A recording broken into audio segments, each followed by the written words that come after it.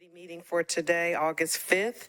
It is 4:30, and I detect a quorum with Councilmember Allen present, Councilmember Benedict present, Councilmember Cap present, Councilmember Gadd present, Councilmember Horton present, Councilmember Coopin present, Councilmember Parker present, Councilmember Rutherford present, and and Councilmember Vo present. Thank you all for being here. We do not have anyone signed up for public comment. And so without objection, we will move forward with the agenda for today, starting with the consent agenda. And I'll start off by reading off the numbers for the consent agenda. And then if anything needs to be pulled off, please let me know before I read the captions. The consent agenda consists of resolutions RS 2024-613, that's number 2 on your agenda, 615 rather, number 3, 616, 617, 618, and 332, 366, I'm sorry, I said 632, 633, 634, and those are all the resolutions on consent. Bills on second reading consent include Bill 2024-473, 474, 475, and bills on third reading include Bill 2024-418 and 419. Does any of those need to be pulled off consent? Oh, no problem. Councilmember Benedict. Thank you. Sorry, I was in a conversation. Is number 10 on consent? Number 10 not 636. is not on consent. Thank you. Yes. Are there any other requests? All right, with no further requests, I will move through the consent agenda, starting with bills on public hearing. Bill 2024-466 by Stiles, Sepulveda, Serrera, and Ellis. An ordinance approving 3 option agreements authorizing the purchase of properties for a new elementary school in Antioch, Tennessee. Resolutions on consent, RS 2024-613, Porterfield Gamble Welch Stiles accepts a grant from the Tennessee Department of Environment and Conservation, Tennessee Historical Commission, Tennessee Wars Commission on the Metropolitan Historical Commission to provide funding for the purchase of metal detectors, associated materials for an archaeological survey, curation supplies, and supplies to support public archaeology studies. RS 2024-615, Porterfield Gamble Welch approves the First Amendment to a grant contract for constructing affordable housing approved by RS 2022-1858 between the Metropolitan Housing Trust Fund Commission and Mary Queen of Angels, Inc.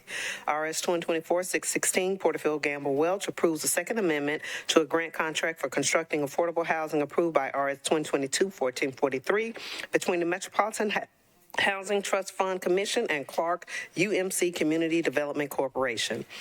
RS 2024-617, Porterfield Gamble Welch approves the Second Amendment to a grant contract for constructing affordable housing approved by RS 2022-1857 between the Metropolitan Housing Trust Fund Commission and Thistle Farms. RS 2024-618, Porterfield Gamble Welch approves the First Amendment to a grant contract for constructing affordable housing approved by RS 2022-1857 between the Metropolitan Housing Trust Fund Commission and Habitat for Humanity of Greater Nashville.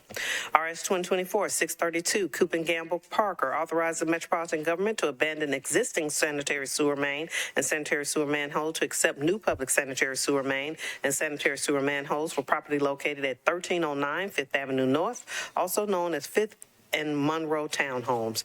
RS 2024-633, Coopin Gamble Parker authorized the Metropolitan Government to abandon existing public sanitary sewer main and to accept new public sanitary sewer main and sanitary sewer manhole for property located at 601 Lafayette Street.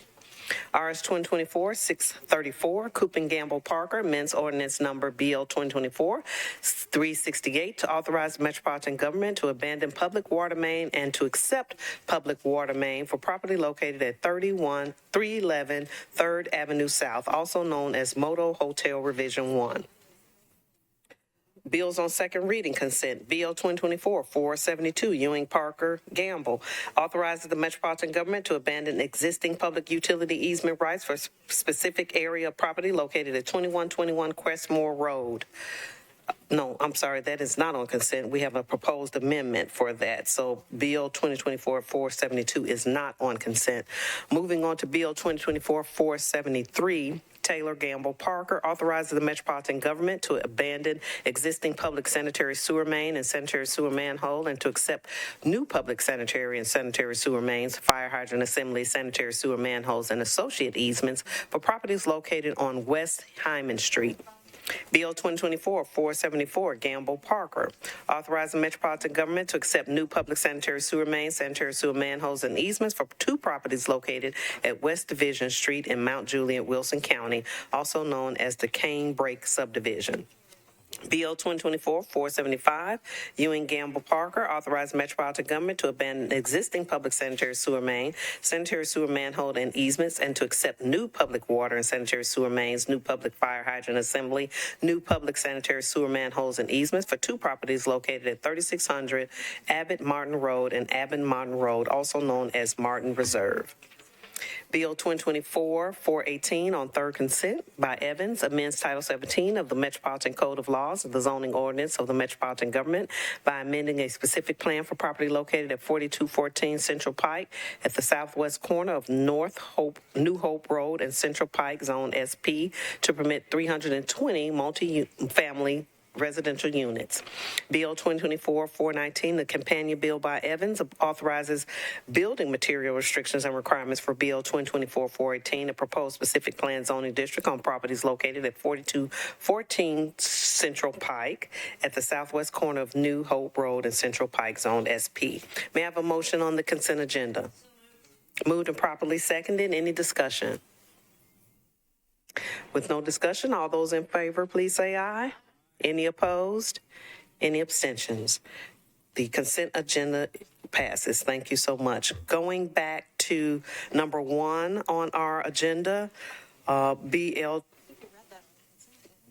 No, I didn't. BL 2024-466, Stiles, Sepulveda, Sawara, and Ellis, an ordinance approving 3 option agreements authorizing the purchase of properties for a new elementary school in Antioch, Tennessee. May I have a motion? Moved and properly seconded. Is there any discussion on this proposed bill?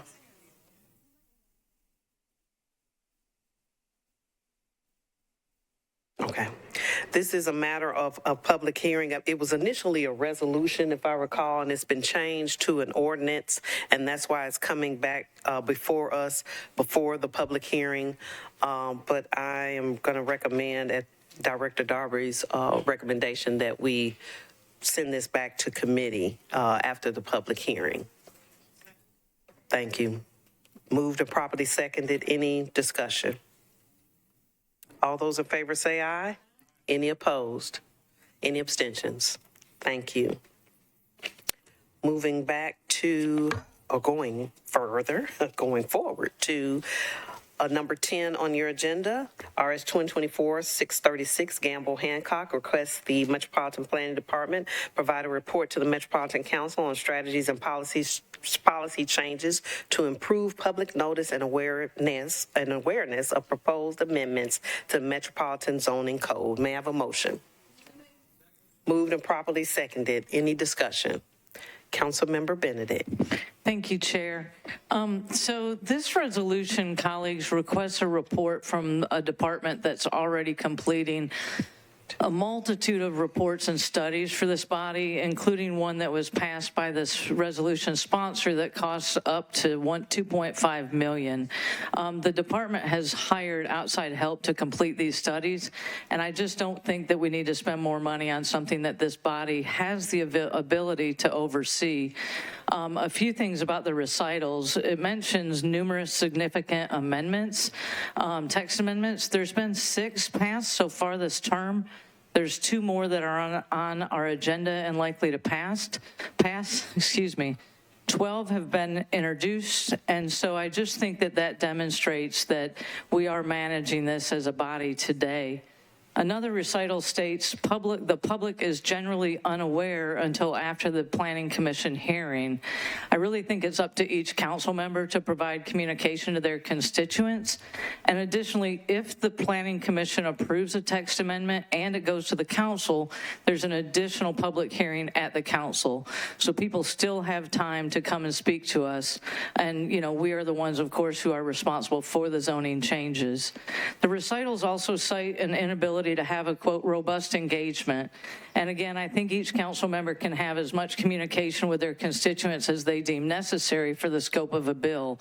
So I'm wondering, should we have, excuse me, should we have had robust engagement, for instance, about my front porch bill that passed earlier this year? And what about amendments that the planning or zoning departments have requested? And so I just wonder, where's the line? And then next, the recitals state that the council rules may need to be changed. And so I would say that we should request a rule change directly. A report from a department should not inform us on our own rules. So I personally just don't see enough of a problem that this will fix that I can support it. And so I would ask my colleagues, and that with that, I move for an indefinite deferral. Thank you. Any further discussion? Councilmember Parker.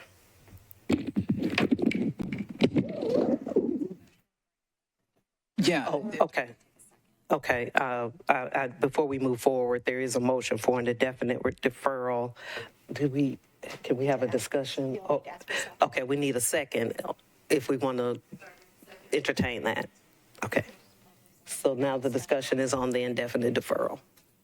Okay, I was going to speak more generally, but you're correct. So I guess as it relates to the indefinite deferral, I'm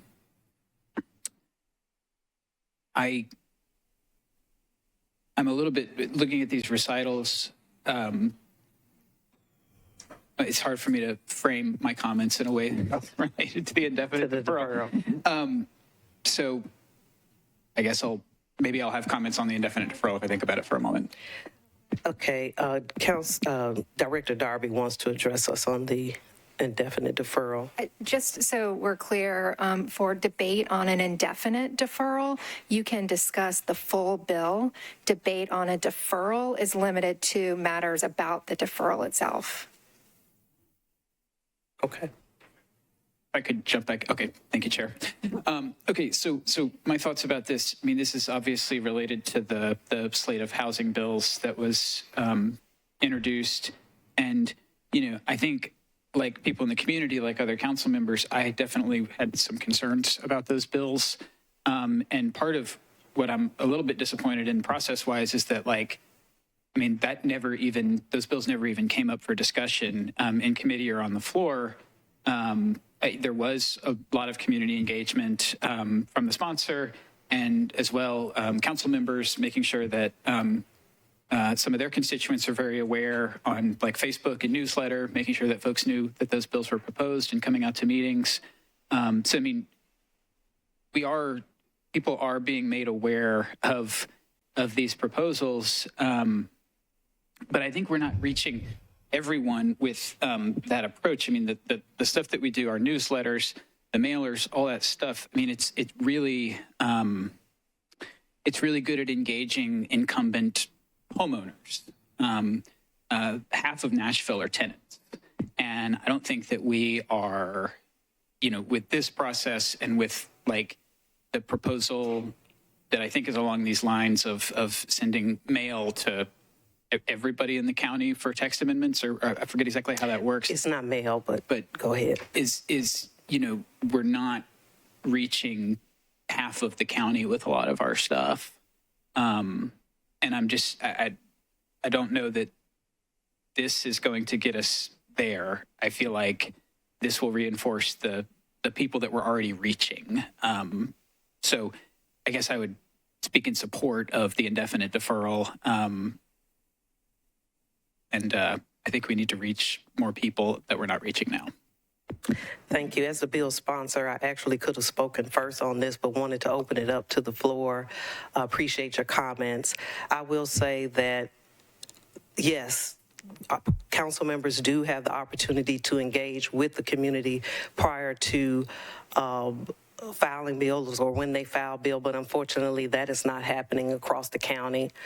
Some council members are engaged in the public, not all have been or did in the initial stages of some of the bills that have been introduced in the past. I've heard it a lot in my area. I have engaged my area and kept the area informed. In fact, with the last adaptive residential resolution or bill or amendment that we just had, a lot of the county was not aware of it prior to it going to the planning commission or prior to it coming to this council. So this is an opportunity to be more transparent, starting with the planning process. At our last planning commission meeting, our director, Lucy Kemp, indicated that this is something that the planning department has been looking at when we're considering Title 17 or countywide amendments, and I'll let the planning staff speak more to that if you like. But this is not anything that is unusual or unnormal. This is just an effort to be more transparent, to put recommendations forth for all council members so that everyone has a good understanding of how to make their areas or their districts aware, their constituents aware about zoning changes. There's not actually an actual policy for us or a description of how that can be done. I think the council office is working on that. The planning office is working on that. So this is making it an official process and making it so that the community understands and knows that we are attempting to be more transparent in that effort. So that's why this bill is coming forth today. I believe that it will enhance some things that some council members are doing, and it will help provide a guide for things that other council members may not know how to do or know to do. But if the planning staff would like to speak to some of the things that were discussed at the last planning commission regarding this, then that would be great. Ms. Mulligan. Sure. Hello. Yes. Director Kempf and Lucy and I have been in conversation with the Planning Commission as well as internally to look at our own internal planning process of how text amendments sort of make their way to the Planning Commission and the lead up to that. There are, as many of you all know, some text amendment processes where planning is the lead on those, where we're sort of working hand in hand with a council member. A good example of that is some tree legislation that went through a few years back. And in that, because we were the lead, we sort of led several stakeholder meetings, set up stakeholder groups, and did all of that sort of before it was introduced. And so there was a lot of engagement. A lot of times text amendments make their way to planning because they're introduced at the council level. And so we've been thinking through how we can better in our own internal planning processes make those text amendment reviews more transparent.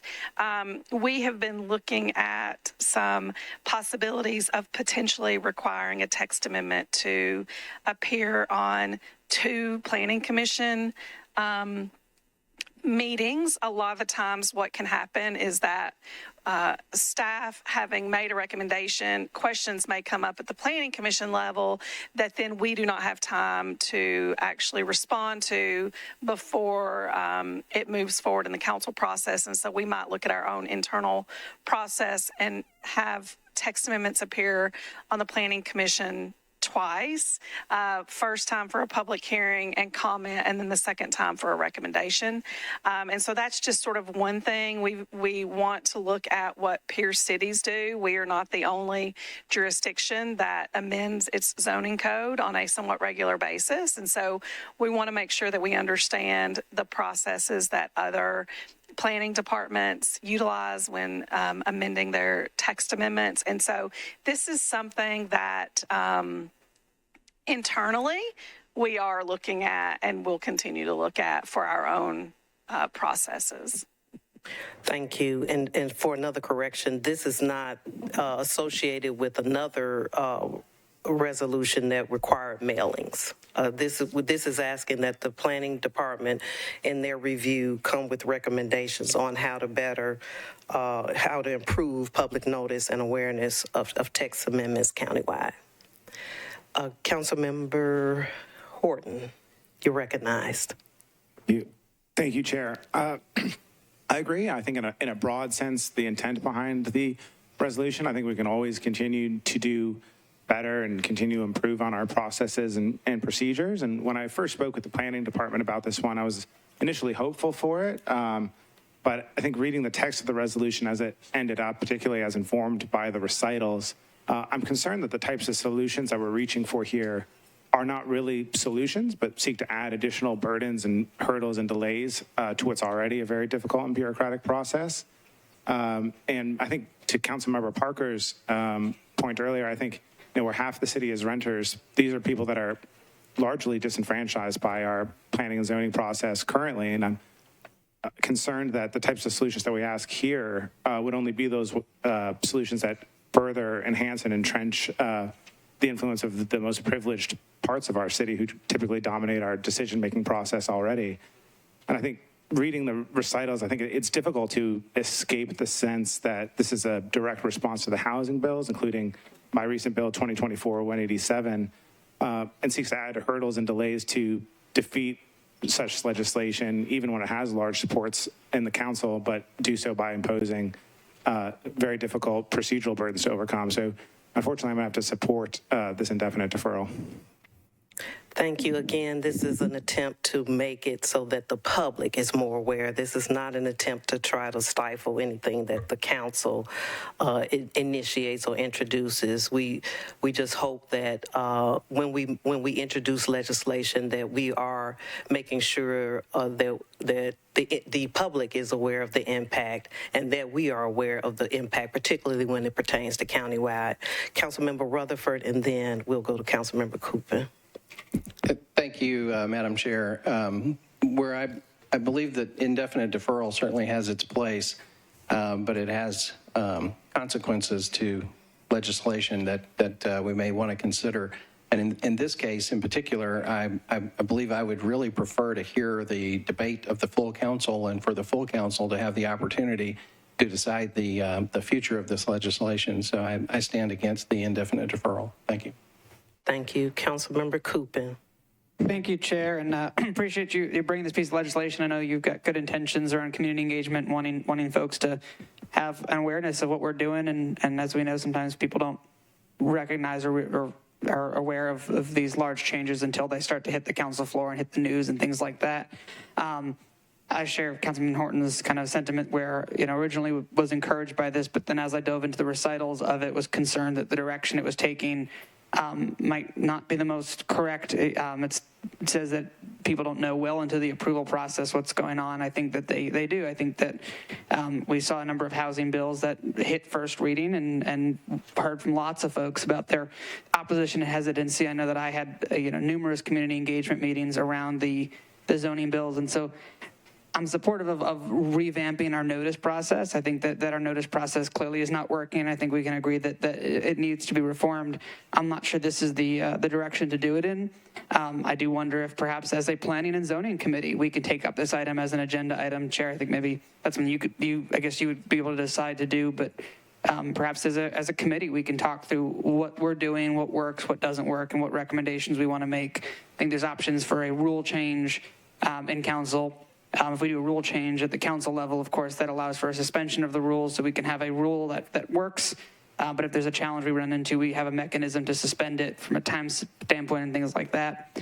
I'm a little hesitant to go ask planning to do one more thing. I think we've asked them to do quite a bit recently. Not that they're not capable. They're wonderfully well-staffed and very capable of many, many things. And it sounds like they're already kind of looking into these initiatives anyway. I imagine they're going to continue to look into that, as I know the planning department continues to reform and work on ways to better reach the community. So I don't think that while I'm supportive of additional public notice and I'm supportive of making sure that folks know what we're doing as a council and have an opportunity to weigh in, I think that maybe needs to be more of a council-based process versus asking planning to do it. And so I would also support the indefinite deferral here. Thank you. I would ask members to vote against the indefinite deferral because as it's been stated, the planning department is already looking at this. This asks for a recommendation by October 31st, which is prior to the recommendation. And really, this bill is associated with the recommendation of the study that we asked for. It has nothing to do with any individual bills, but this is a recommendation that would work in tandem with the study that we have approved the resolution for that the planning department will come out with in March, in the spring of next year. So this would work in tandem with that so that, again, the public is more aware of any legislation regarding the zoning code. We know that we're looking at, as a city, how to revise our zoning code so that we can address the housing shortage in our city. And I will say to Council Member Coopin's comments that it has been shown that people are not aware of these bills until they have been put out on the news or on social media. They're not getting that information directly from all council members, and the planning department has a history of doing this. They have experience of leading public discussions about this, and this is just asking them in their review to provide recommendations so that we can make informed decisions about how best to do that process. So this is not asking them to do more than what they're already doing.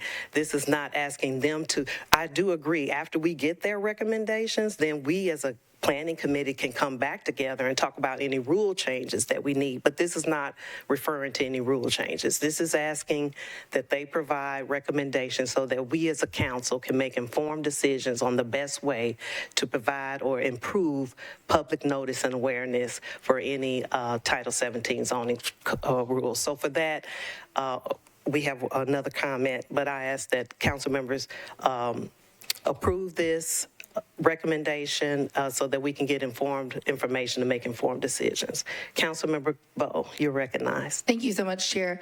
I was just wondering, I know we've been talking a lot about getting the studies and the information from planning, but have you been able to get feedback from the community or from your community on what would be solutions that would be better than what's currently going on? Because to me, the text to me is very general. So I was just wondering if they had been able to provide input that we could already address, or why we need to wait for the study. I just wanted to ask a little bit more about that, if you could share. Thank you. Yes, I've gotten feedback from my district, but again, this is a countywide initiative, and so I don't want to rely just on feedback that I'm hearing because you all may have different feedback. So because the planning department is looking at an overall, how they have conducted meetings or postings overall countywide, they have a better understanding of how that works countywide, and that's why I would rely on their recommendation as opposed to just one area. But for the most part, yes, in my district there is a desire and a request for more notice and more information. Outside of, they are getting a lot from me, and that's how they're finding out most of what's happening. But because it's a countywide initiative, we need to have a better process and awareness so that everybody is aware. Okay, thank you. And yes, that's what I was just really asking was what was their feedback? How can we be better as a council, as a city, in informing them? That's what I'm asking. What did they share with? Again, I would prefer that we get the recommendation from the council as opposed to just one area. Thank you. Any other discussion? All right, with no further discussion, we're ready for a vote on the deferral, I guess. Indefinite deferral. All those in favor of the indefinite deferral say aye. Or raise your hand so we can. All those opposed? Motion is, if you all could raise your hands again for in favor. Yes. Okay. is disapproved. Thank you, and we will move on to, I think that's it. Oh, I mean, the indefinite deferral passed. So moving on to number 10 on our agenda. Oh, that was number 10. Moving on, that concludes our agenda. Do what?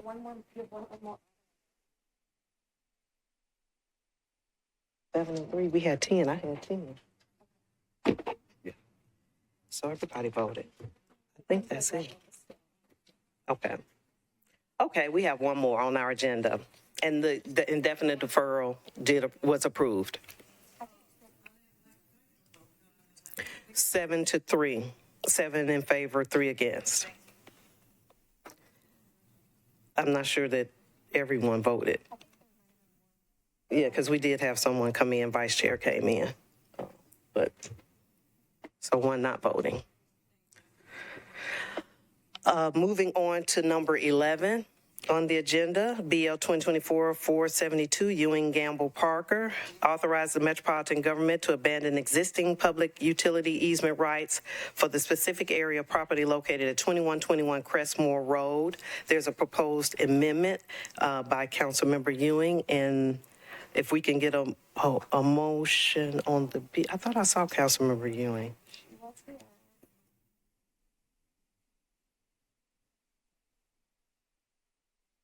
Okay. Okay, it's moved and properly seconded. If we can get and I'll move the amendment. I have a second on the amendment. Moved and properly seconded. If you can give us, Ms. Darby, a explanation of the amendment.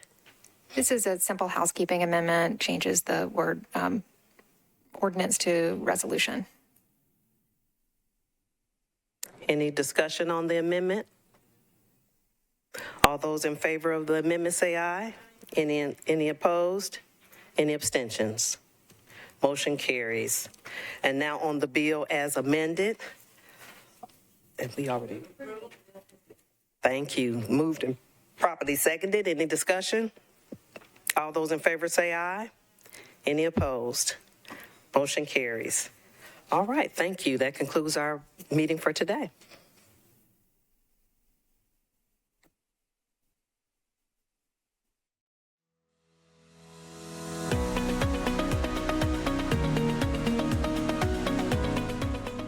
This has been a service of the Metro Nashville Network.